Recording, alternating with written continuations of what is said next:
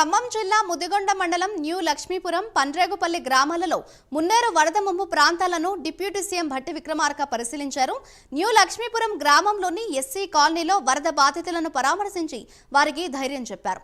పండ్రేగుపల్లిలో double bedroom కాలనీని నీట మునిగిన పంట పొలాలను సందర్శించారు. ఆయన బాధితులకు అండగా ఉంటామని హామీ ఇచ్చారు.